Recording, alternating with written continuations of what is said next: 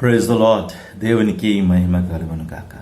Vision QT fellowship YouTube channel వీక్షకులందరికీ యేసుక్రీస్తు నామములో వందనాలు తెలియజేస్తాను. మిమ్మల్ని అందరినీ ఈ విధంగా కలుసుకోవడం చాలా సంతోషంగా ఉంది. మనము అపొస్తలుల కార్యములు ఇచ్చి ధ్యానాలు చేసుకుంటున్నాం. నేడు మన ధ్యానం కోసం ఏర్పాటు చేసుకున్న వాక్య భాగం ఏమనగా అపొస్తలుల కార్యములు 20వ అధ్యాయము 28వ వచనం నుంచి 38. దయచేసి మీ దగ్గర బైబిల్ ఉంటే తెరవండి. నేను మీకోసము 32, 33, 34 నేను చదివి వినిపిస్తాను. ఇప్పుడు దేవునికిని ఆయన కృపా వాక్యమునకు మిమ్మల్ని అప్పగించుచున్నాను. ఆయన మీకు క్షేమాభివృద్ధి కలుగజేయుటకును పరిశుద్ధపరచబడిన వారందరితో స్వాస్థ్యం అనుగ్రహించుటకును శక్తిమంతుడు. ఎవని వెండైనను బంగారమైనను వస్త్రములైనను నేను ఆశింపలేదు.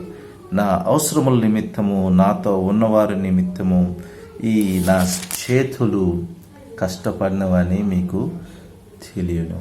చదివిన వాక్యమును దేవుడు దీవించింది. చదివిన వాక్యమును బట్టి మనం ఏర్పాటు చేసుకున్న అంశం ఏమనగా పౌలు యొక్క చివరి అభ్యర్థన, పౌల్స్ లాస్ట్ రిక్వెస్ట్ అనే అంశాన్ని మనం ఏర్పాటు చేసుకున్నాం.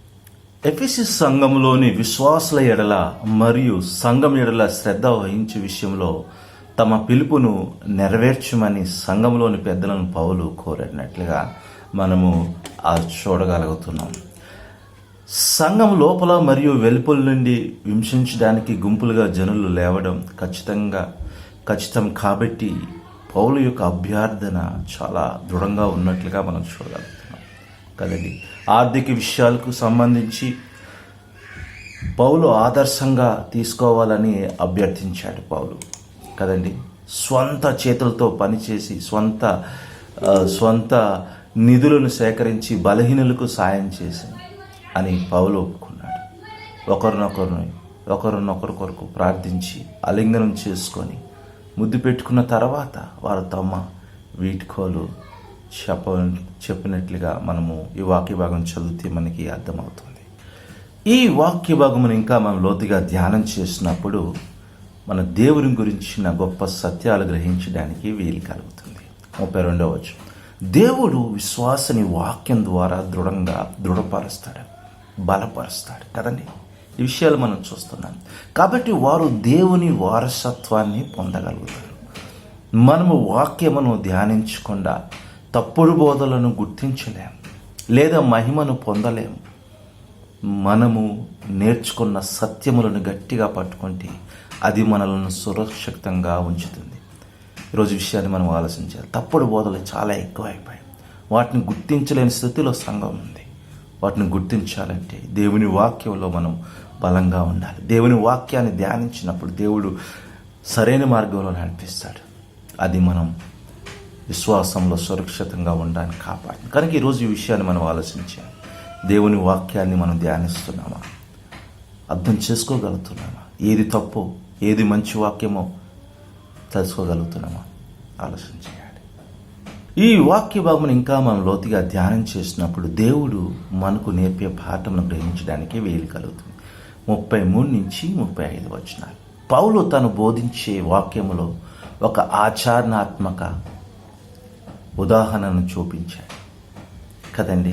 ఆయన ఒక మాదిరి చూపించాడు. అతను తన చట్టబద్ధమైన హక్కులను వదులుకున్నాడు. తన నమ్మకమైన శ్రమ ద్వారా అతని సహచరుల యొక్క అవసరాలను తీర్చాడు మరియు అవసరంలో ఉన్న వారికి కూడా సహాయం చేశాడు.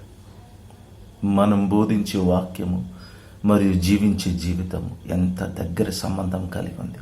మన మాటలకు, మన యొక్క బోధించే వాక్యమునకు మన జీవితమునకు పొంతనుందా? చాలాసార్లు మనం బోధించేదొకటి, చేసేదొకటి.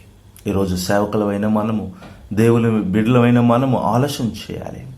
మనం బోధించే వాక్యమునకు, మనం చేసే పనులకు ఎంతవరకు దగ్గర పోలుగా పౌలు ఆయన తన జీవితంలో ఆచరణలో చూపించినట్లుగా మనం చూస్తాం. అందుకే యాకోబు అన్నాడు, క్రియలు లేని విశ్వాసము వ్రతము. ఆలోచన చేద్దాం, ప్రార్థించుకుందాం. ప్రభా, మీ నామానికి వందనాలు. ఈరోజు నీ వాక్యమును బట్టి వందనాలు నాయనా. అవును నాయనా, మేము నీ వాక్యమును ధ్యానిస్తూ నాయనా, నీ వాక్యమును ప్రభా తండ్రి తెలుసుకుంటూ మేము ఉండాలని సాయం చేయండి. మా బోధనకు, మా జీవితమునకు ప్రభా తండ్రి, మేము చేసే క్రియలకు ప్రభా దగ్గరగా ఉండాలని సాయం చేయండి. ఆచరణలో చూపించడానికి సాయం చేయండి. వాక్యం వింటున్న ప్రతి బిడ్డను దీవించమని యేసుక్రీస్తు నామములో ప్రార్థన చేసి పెట్టుకుంటున్నాం తండ్రి, ఆమేన్. ప్రియమైన వాళ్ళారా, ఇప్పటి వరకు దేవుని వాక్యమును ఓపికగా విన్నారు. దాన్ని బట్టి మీ అందరికీ వందనాలు. మీ అనుభవాలను మాతో పంచుకోవాలని ఆశపడినట్లయితే మమ్మల్ని సంప్రదించండి. దేవుని కృప మీకు ఎల్లప్పుడూ తోడైండును గాక. ఆమేన్.